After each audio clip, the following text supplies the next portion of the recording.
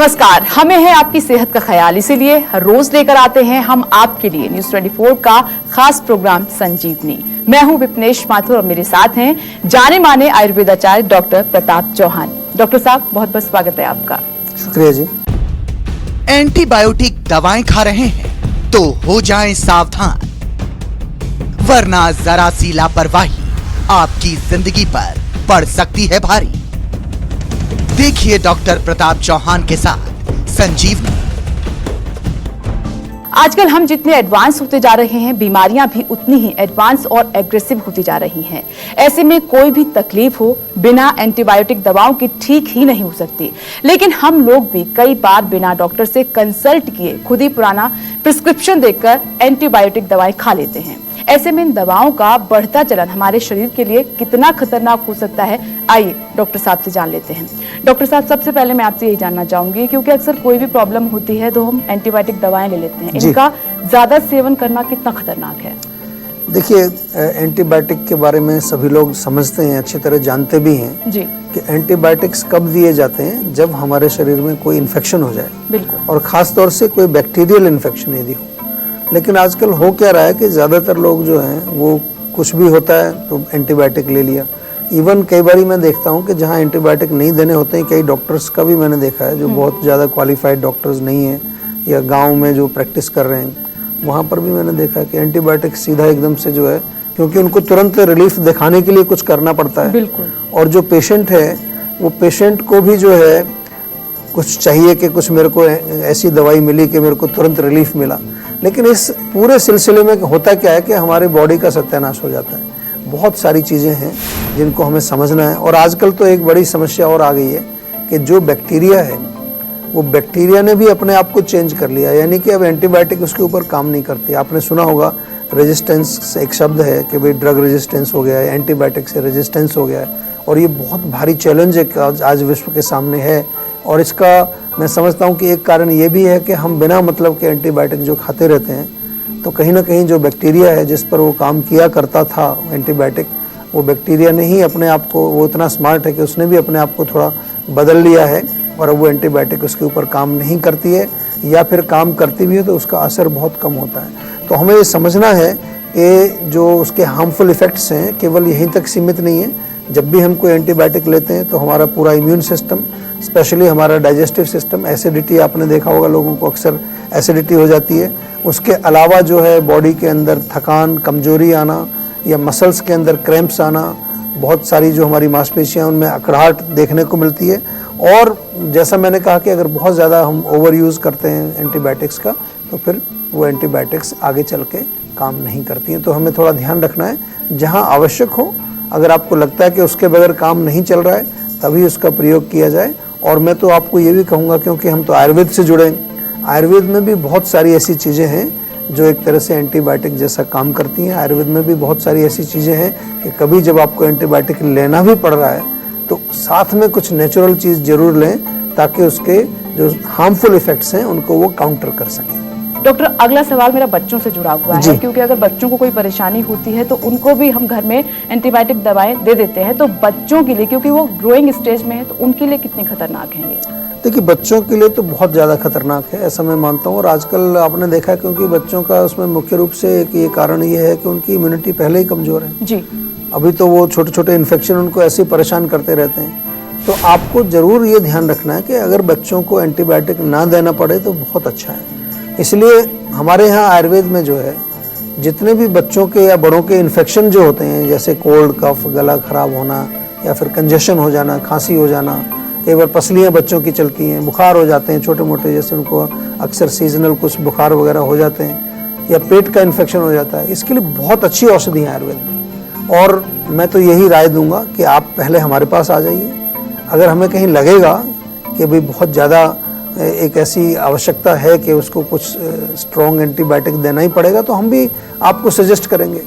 तो लेकिन बच्चों का क्योंकि हमें विशेष रूप से ध्यान रखना है, आजकल मैं देख रहा हूँ कि बच्चों की इम्यूनिटी एक तो जन्म से ही कम होती है, क्योंकि माँ बाप भी हमारे जो हैं वो अपना प्रेगनेंसी के दौरान खाने पीने का उनको ज़्यादा नॉलेज है नहीं, ध्यान नहीं रखते हैं। और उसके बावजूद फिर जो है जब भी छोटा सा भी कुछ हो जाता है बच्चे को, तुरंत एकदम से हम घबरा जाते हैं और घबरा के भागते हैं डॉक्टर के पास। तो आपको समझ में ये आना चाहिए कि ना केवल ये जो मैंने लक्षण अभी बताए थे आपको या जो हार्मफुल इफेक्ट्स, इसके अलावा पूरा हमारा जो अंदर का जो एक डाइजेस्टिव ट्रैक्ट है जिसको हम गट बोलते हैं, वहाँ पर एक फ्रेंडली बैक्टीरिया होता है, एक अच्छा बैक्टीरिया जो कि हमारे पाचन में काम जो है वो करता है, जिसको कि हम गट माइक्रोबायोम उसको या गट बैक्टीरिया उसको बोलते हैं।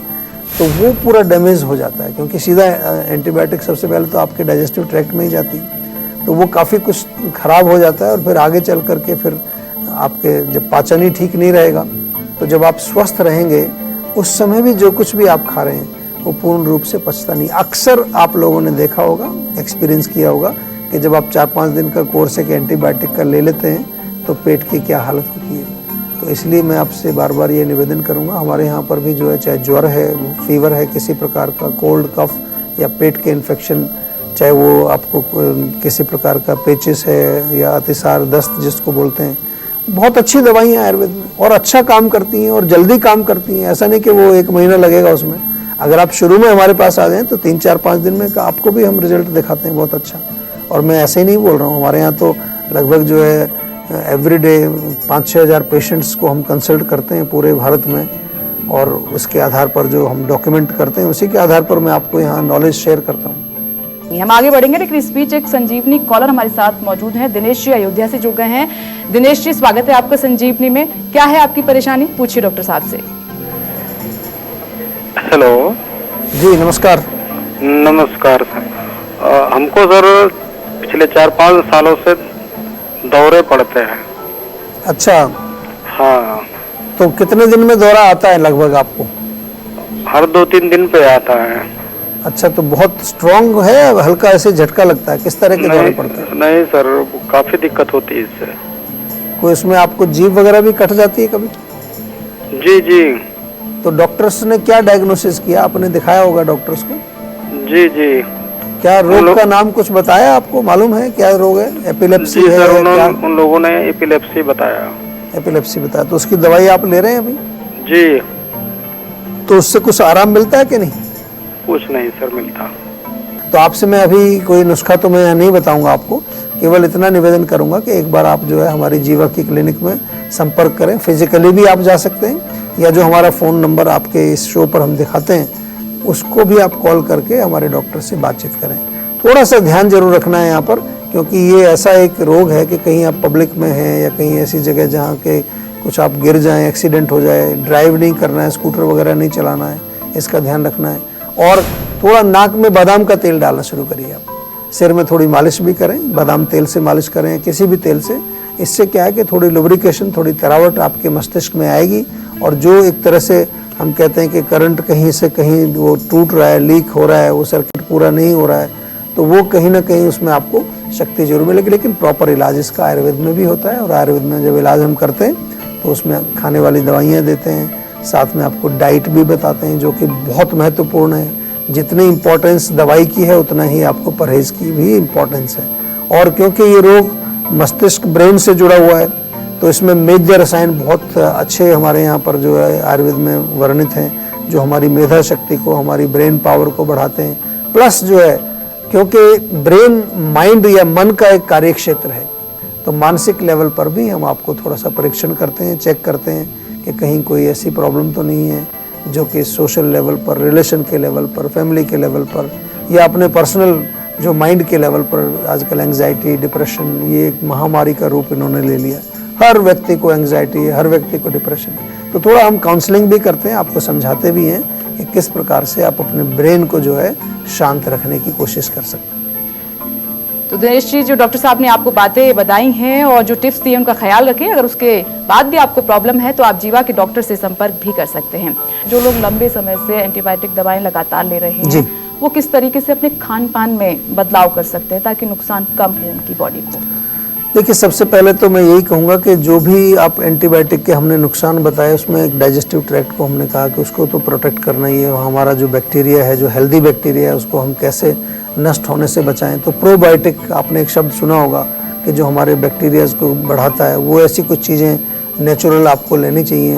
अगर ताज़ा अच्छा दही है वो ले सकते हैं, या पतली सी छाछ बना करके आप पी सकते हैं। दूसरी चीज़ बहुत इम्पॉर्टेंट है कि हमारे यहाँ किचन में ही देखें तो बहुत सारी ऐसी चीज़ें आपको मिल जाएंगी चाहे वो तुलसी है, चाहे वो हल्दी है, चाहे वो इवन लहसुन में बहुत सारी ऐसे तत्व पाए जाते हैं जो कि वो भी एक प्रकार से एंटीबायोटिक जैसा ही काम करते हैं।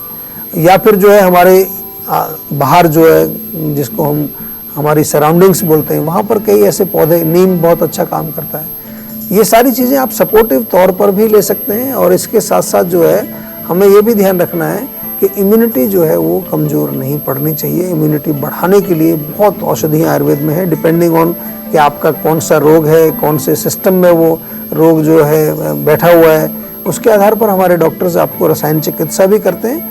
And finally most important thing जिसका कि हमें हमेशा ध्यान रखना है कि हमें अपने पूरे सिस्टम में, विशेष रूप से जो है डाइजेस्टिव सिस्टम, इम्यूनिटी का सिस्टम प्लस माइंड के लेवल पर हमें जो है अपने आप को स्ट्रॉन्ग रखना है, मजबूत रखना है।